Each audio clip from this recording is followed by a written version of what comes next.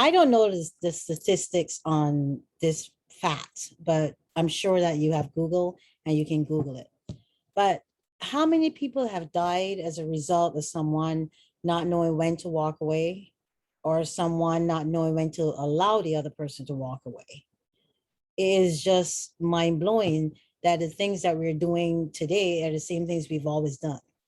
And somebody said, if you keep on doing the same thing and expecting different results, that's called crazy. It's just amazing to me that in relationships we do things that we know other people have done that hasn't been successful or is very unhealthy for the relationship. How about we start fighting fear, FAIR, instead of fighting with fear, FEAR? How many times are you engaged in a confrontation or an argument and it's not even about the truth. It's not even about the facts at that point. It's all about your emotions. Of course, I have an article on here and a video about how to, not argue and how to listen. But most people don't listen when they're arguing, right? And it is an art form. You have to practice the art of listening in order not to be reactive or responsive when somebody's pushing all your buttons. And the truth of the matter is that if you're in a relationship that's dysfunctional and chaotic and toxic, somebody knows how to push the other person's buttons, or both of you are very expert at pushing each other's buttons. But the truth of the matter is that somebody needs to stop pushing those buttons, right? All this stuff makes sense, but why are we not doing it?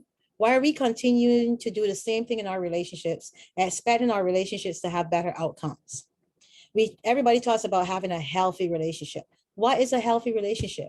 A healthy relationship is the ability to respect boundaries, the ability to listen to the other person, the ability to accept the other person's point of view, perspective, or where that person is just coming from generally. But most relationships are uneven because most people do not go into a relationship not wanting anything from the other person. We all want something from each other. We all want the other person to make us happy. We all want the other person to fulfill our desires. We want the other person to make us feel secure, content, and all these things that are realistic, but realistically, we should be doing for ourselves. I'm a big proponent that it starts with you. It starts here. We should not be getting into relationships without first working on ourselves. If you're out there single in a relationship, it doesn't matter.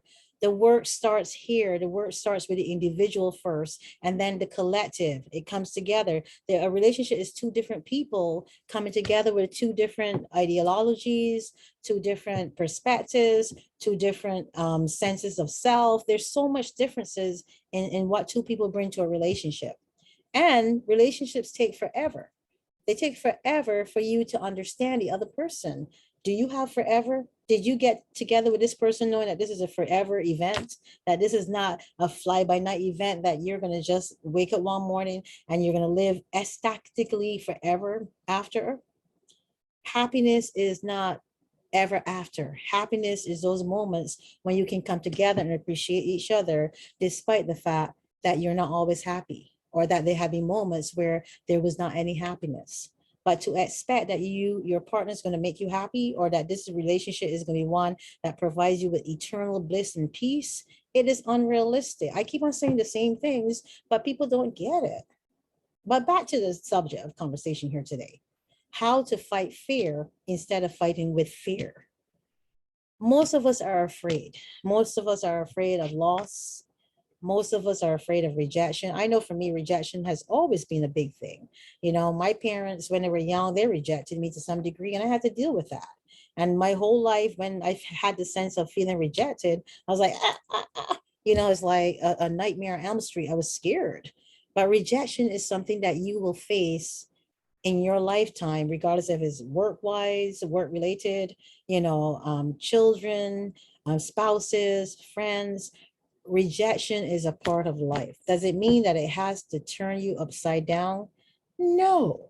It means that it is trying to bring about something that is detrimental. And the most important aspect of an individual who is healthy, understanding. The understanding that rejection is trying to bring about in you is acceptance. Learning to accept that you may not you may not always get what you want. You may not always be able to be happy the way you want to be happy. Doesn't mean you can't be happy. It means you just have to work around that way that is trying to prevent you from being happy. But when we invest time and effort in somebody else, and the notion that that person is going to make us happy, that is literally setting yourself up for failure and disaster. You have to find happiness within yourself. You have to accept yourself. You have to love yourself. And therefore, you can accept and learn to love other people where they are and whatever they're bringing to you. Does that make sense? Does that make sense to anyone? I say that a lot because sometimes I don't understand why I'm keep on saying the same thing and why we have so much knowledge out there and wisdom about relationships. And we've seen failed marriages and failed relationships. And yet we keep on doing the same things that are mirroring those relationships that have failed. Start focusing on the things that matter. Start fighting fear instead of with fear. Stop being afraid of what you stand to lose. Stop being afraid of rejection or ridicule. Stop being afraid of your ego being hurt. Stop being afraid of allowing the other person to tell you their truth.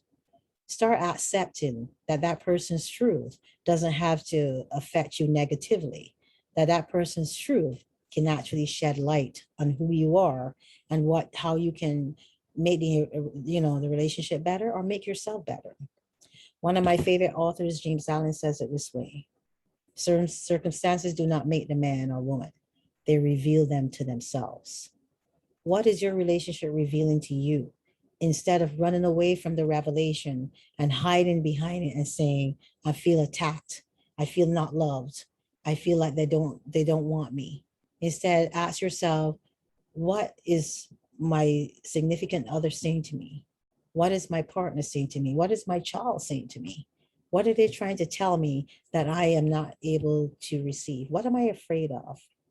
The moment you stop being afraid is the moment where you can fight fear.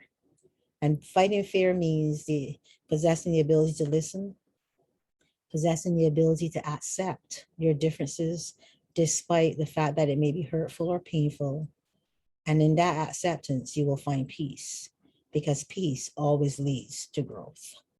My name is Ingrid Felton. As always, thank you so very much for listening.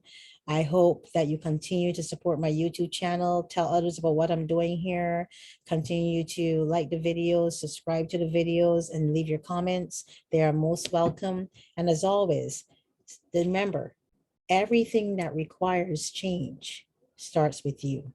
You're the catalyst. You're the only one that can make a difference in your life. Everybody else can add, but you're truly the only one that has the power to give yourself life or to bring about death.